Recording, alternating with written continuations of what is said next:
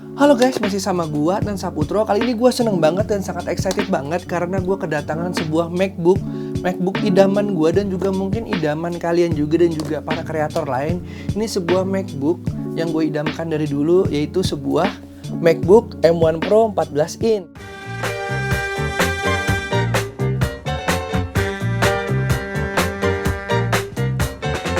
Ini laptop yang sangat gue idam-idamkan dari dulu ya. Akhirnya sekarang kesampaian juga. Jadi di konten ini kita akan unboxing sebuah MacBook dan juga kita akan ngasih sedikit reviewnya ya. Bagaimana performa dari MacBook ini, tapi cuma sedikit aja, dan juga kenapa gue lebih pilih varian ini bukan varian MacBook lainnya. Ya udah nggak usah lama-lama, kita langsung masuk aja ke videonya.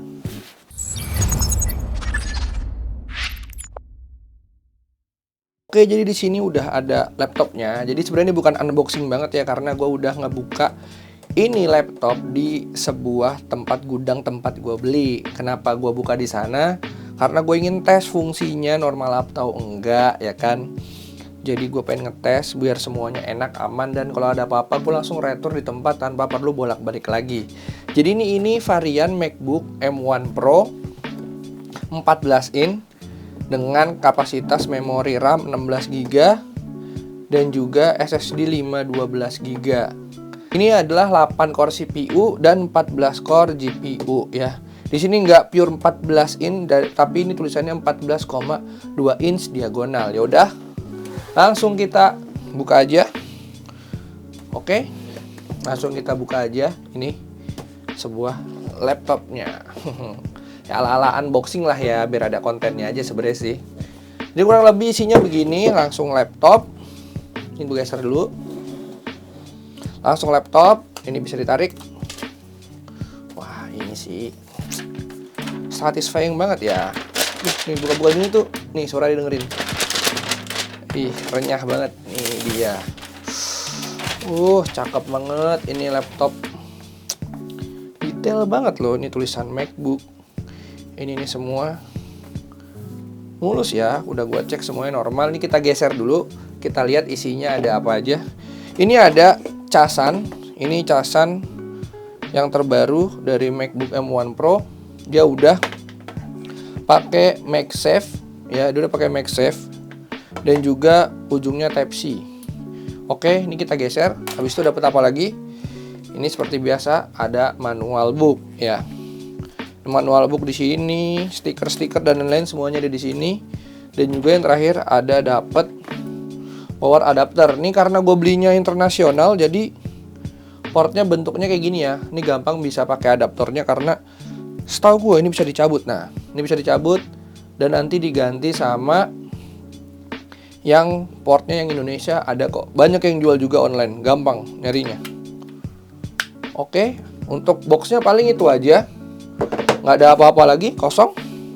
Oke, sekarang langsung aja kita bahas ke laptopnya ya. Ini wow, cakep banget sih ini.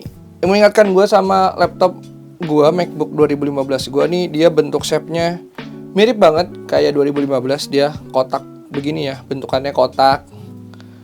Terus ujung-ujungnya rounded gitu. Dan ini asli, ini cakep banget guys. Wah, ini warna silver tuh bikin logo Apple jadi makin nonjol banget ya. Ini sih asli keren banget. Ini cakep banget guys. Gue nggak bisa berkata apa-apa. Asli ini feel-nya ya. Kayak gue pakai MacBook 2015 ini tebel-tebel begini. Dan ternyata nggak berat-berat banget ya. Gue kira berat banget. Ternyata ini cakep. Dan di sini ada tulisan emboss MacBook Pro. Nih emboss. Semuanya cakep, mulus, dan yang paling gua seneng di sini yaitu ada portnya lengkap seperti 2015. Gua kalau untuk body kayaknya nggak terlalu ini banget lah ya, nggak terlalu wah banget karena gua ngelihat ini mirip banget sama 2015 punya gua. Ini portnya lengkap, bedanya dia udah ada Type C-nya. Ya kan, kalau yang 2015 masih USB yang biasa, ini udah Type C, Thunderbolt, ini MagSafe-nya.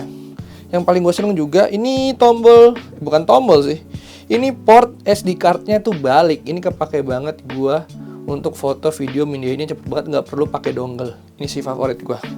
Sekarang kita coba buka ya, kita coba buka. Nah ini udah gua setting pakai punya gua kemarin. Wow. Nah ini gua sangat terkejut saat ngebuka ini. Karena apa? Ini tuh layarnya bagus banget guys. Asli lu kalau ngeliat langsung ini tuh layarnya kacau, keren banget. Ini kemarin udah gue coba setting, udah gue downloadin juga beberapa aplikasinya. Kayak ada DaVinci Resolve, Lightroom, Photoshop, dan lain-lain. Ini tuh layarnya cakep banget. Yaudah pokoknya ini nanti akan gue bahas lengkap di konten selanjutnya, oke? Nah, jadi kenapa gue lebih pilih varian M1 Pro ini dibanding varian MacBook yang lainnya? Yang pertama yaitu, jadi ini gue sebelumnya pakai MacBook 2015 ya kan. Nge-skip di 2016, 17 dan lain-lainnya sampai M1 pun gue skip, M1 biasa karena apa? Salah satu faktor yang paling gak gue seneng yaitu portnya. Setelah 2015, MacBook itu ngasih port yang cuman Type-C aja dan menurut gue itu sangat ngeribetin ya. Walaupun pakai dongle pun itu menurut gue nggak efektif banget, dan juga slot SD card-nya tuh hilang menurut gue sangat ganggu banget. Jadi saat MacBook di atas 2015 yang masih menggunakan Type-C cuman ada beberapa doang, itu gue nggak upgrade ke situ dan gue tahan dan sabar, dan ternyata di 2021 itu keluar sebuah M1 Pro dengan port yang lengkap banget. Nah itu juga salah satu alasan gue kenapa gue pilihnya M1 Pro bukan yang lain.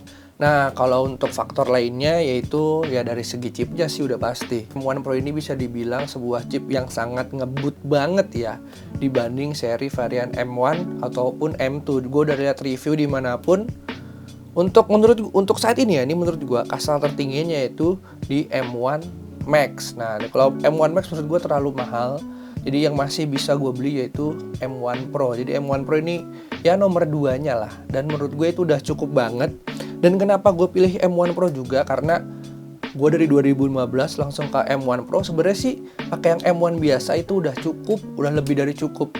Karena gue ingin main di 4K. Jadi gue pakai M1 Pro ini berharap saat editing video itu nanti timelinenya lancar. Kalau urusan render mau cepet atau lambat gue nggak masalah sih sebenarnya.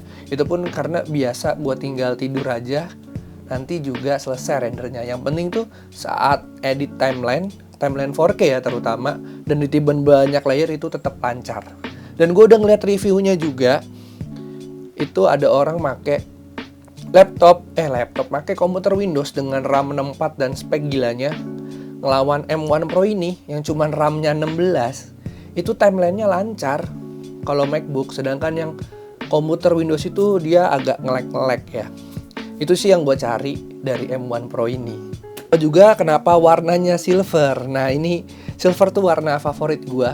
Di 2015 pun laptop sebelum gue juga pakai warna silver. Jadi pas upgrade ke M1 Pro ini, gue sih ngerasa feel-nya tuh nggak wow banget ya. Ngerasa feel-nya kayak ya udah kayak laptop gue sebelumnya, karena warna bentuk itu sama banget persis, tebelnya, portnya, beratnya pun menurut gue sama. Yang bikin beda, yang bikin gue takjub cuma satu, yaitu layarnya ya. Itu layarnya tuh pas dibuka langsung wah asli ini beda banget sih ya, 2015 ke M1 Pro ini sangat jauh. Dan juga banyak yang notice kalau poningnya atau notch-nya itu ganggu ya. Tapi kalau menurut gue sih aman-aman aja, oke, nggak masalah sih kalau di gue. Mungkin kalau yang lain masalah ya udah. Paling itu aja yang gue bisa bagiin ke kalian di konten kali ini. Semoga kalian suka, dan untuk review lengkapnya nanti gue bahas setelah pemakaian sebulan atau 2 bulan. Ya udah, gue cuma ingetin lagi, jangan lupa dibantu like, comment, share, dan subscribe ya. Sampai jumpa di konten selanjutnya.